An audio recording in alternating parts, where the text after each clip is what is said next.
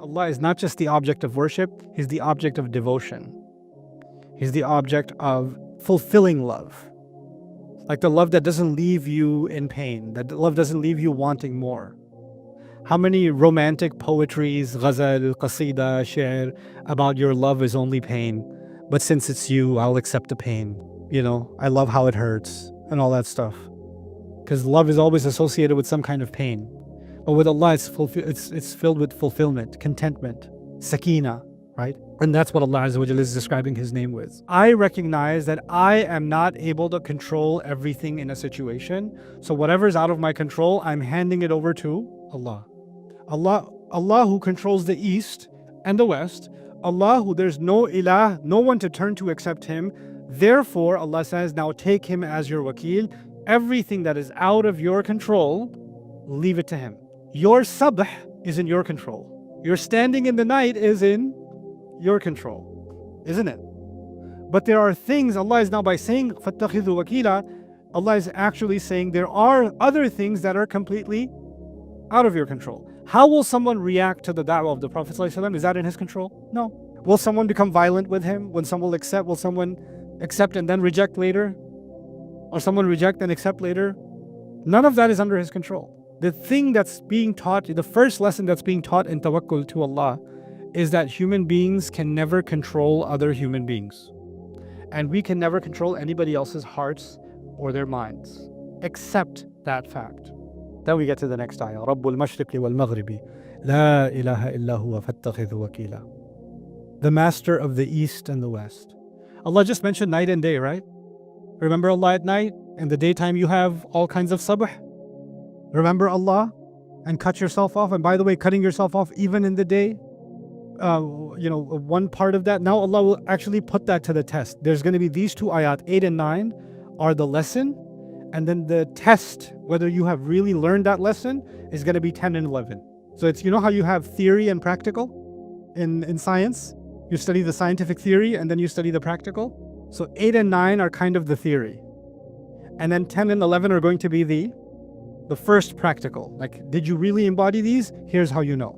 But anyway, Rabbul Mashriqi wal Maghribi, the master of the east and the master of the west. The east and west are important to mention because the east is the start of the day and the west is the west is the sunset. So it's the start of the night. And the entire reference before was day and night. Right? So Rabbul Mashriqi wal Maghribi, the change in how your life looks in the day and how your life looks at the night. And doesn't matter if it's day or night, they may be different, but both of them have one thing in common, the dhikr of Allah. The dhikr of Allah looks different in the day, the dhikr of Allah looks different in the night, but He's the Rabb of the east and the Rabb of the west, the Rabb of the sunrise and the Rabb of the master of the sunset. Mashriq means east and west. Mashriq also means sunrise and sunset. So He's master of night and day. فَيَصِحُ أَن يَكُونَ الْإِسْتِعَابِ جِهَاتِ الْأَرْضِ. It can also mean, east and west means the entire land. Like if the king says, I am the king of the east to the west. What's he saying? I'm king of the entire land, right? So Allah is saying, Allah is the master of the east and the west, as if to say that this entire region is going to be under the dominion of Allah, is going to be under the rule of Allah's religion. It's coming. The victory of Allah is coming. Don't worry about it. It's going to happen. You'll see. Because right now, the east to west in Hijaz is filled with arbab, different gods.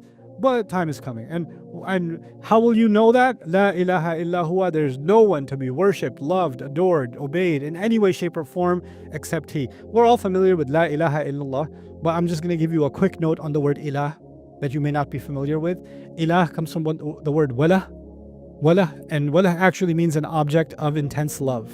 An object of intense love. And a kind of love, when you have it, you don't feel the need for anything else. When a love is fully self-sufficient, it's actually called wala or wuluh in Arabic.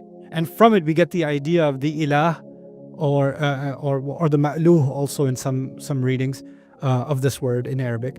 And that suggests that Allah is not just the object of worship, He's the object of devotion. He's the object of fulfilling love. Like the love that doesn't leave you in pain, that the love doesn't leave you wanting more. How many romantic poetries, ghazal, qasida, shi'r, about your love is only pain, but since it's you, I'll accept the pain. I love how it hurts, and all that stuff. because love is always associated with some kind of pain. But with Allah, it's filled with fulfillment, contentment, sakina, right? And that's what Allah Azza wa Jalla is describing His name with.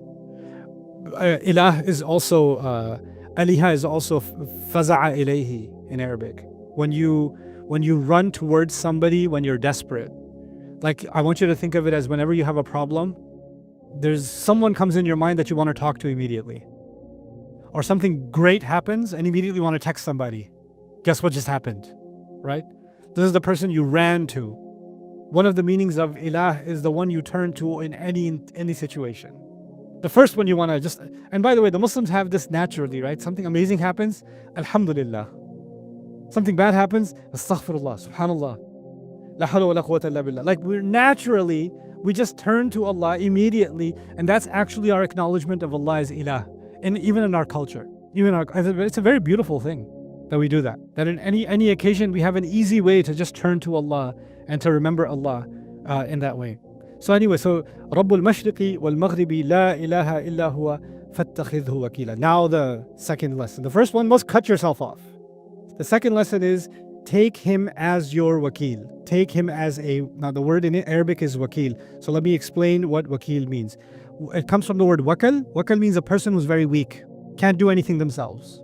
Ajiz, and they're laysa binafid. If you tell them to finish a task, they can't finish the task. Like some of your kids. Clean the room. My back hurts. Right? So they're wakal at that time. And yakilu amrahu ila ghayrihi, what that means is when you say, I can't do it, could you do it for me? I'm incapable of doing this. I'm just going to leave it to you. I'm relying on you to do it. The word wakal was used for a person that is slow or too dumb to do something or too weak to do something. They're doing it too slowly so it didn't get done. They're too dumb so they didn't do it right, or they're too weak to do it. Wakalatin naqa, when a camel is not performing, then the camel is wakal. From it comes the idea of tawakkul. I recognize that I am not able to control everything in a situation. So whatever is out of my control, I'm handing it over to Allah. Allah who controls the east and the west. Allah who there's no ilah, no one to turn to except Him. Therefore, Allah says, now take Him as your wakil. Everything that is out of your control, leave it to Him.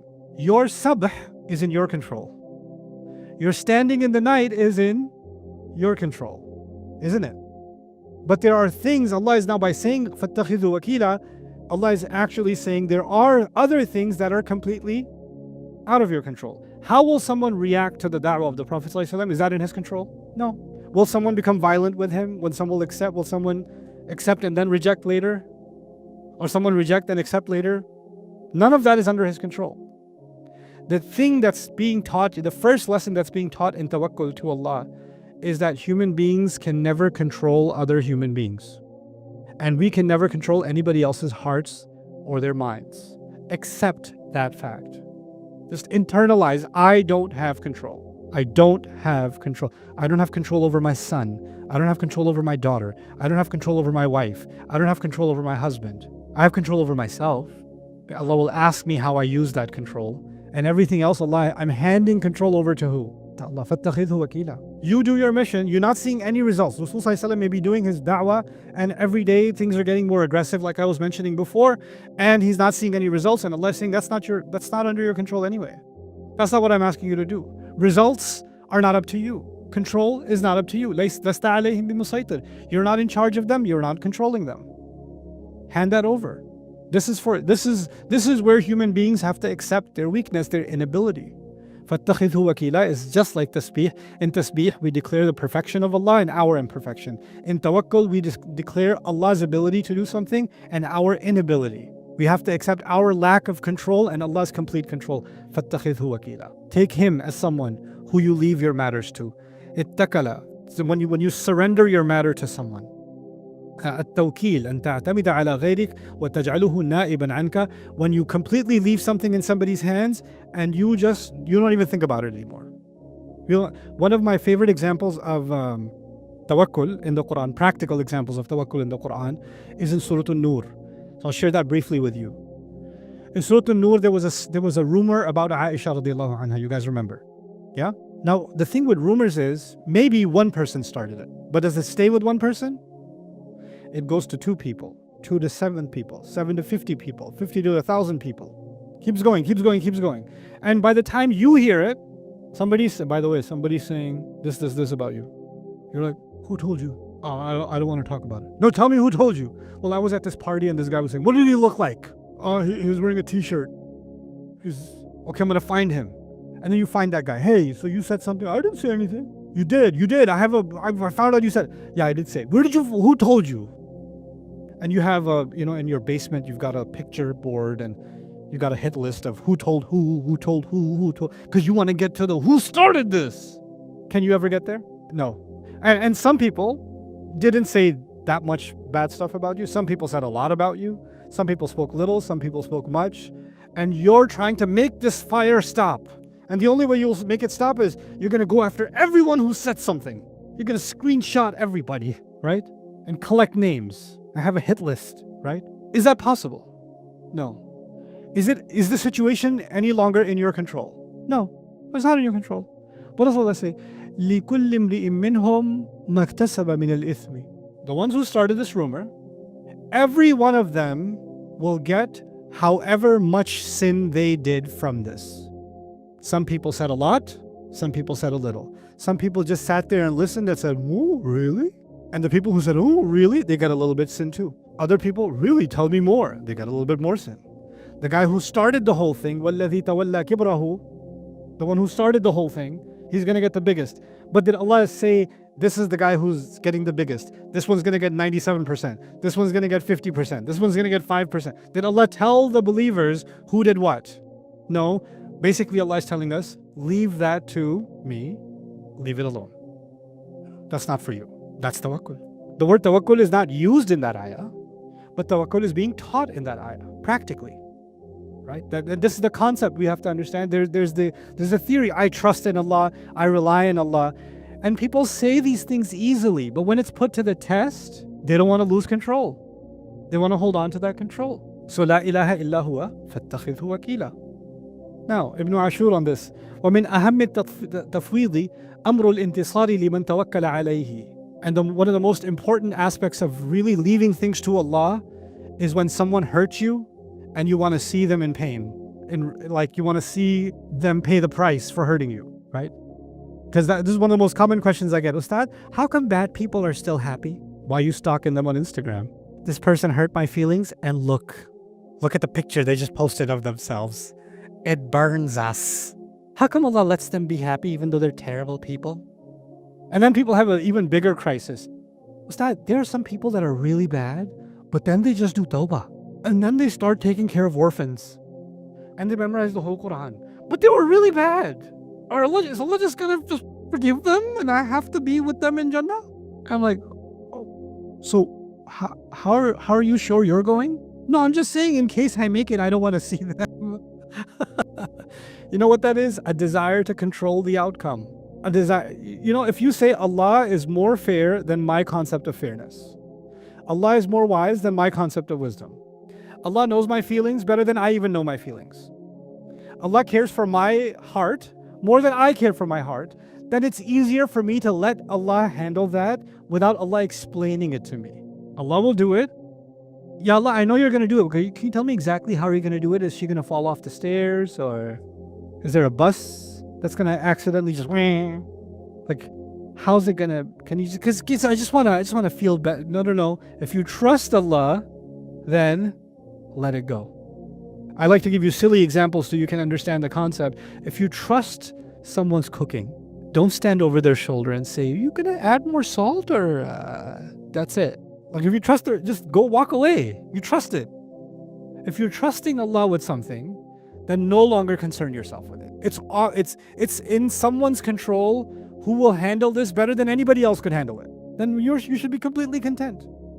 Now you're not worried about who said what, who's doing this. Is Allah going to do justice with these people or those people or those people? No. أَمْ حَسِبَ الَّذِينَ يَعْمَلُونَ السَّيِّئَاتِ أَنْ يَسْبِقُونَ سَاءَ مَا يَحْكُمُونَ. Are people who thinking they did wrong, you think they got away from us? What a terrible decision they made. So he's saying one of the biggest aspects of tawakkul in Allah is letting it go, letting the need for revenge or vengeance or justice go. فإن النبي صلى الله عليه وسلم لما بلغ قول المشركين فيه اغتم لذلك. When Rasul صلى الله عليه وسلم heard what the mushrikeen were saying about him, he's a liar, he's a poet, he's a magician, he's a kahin.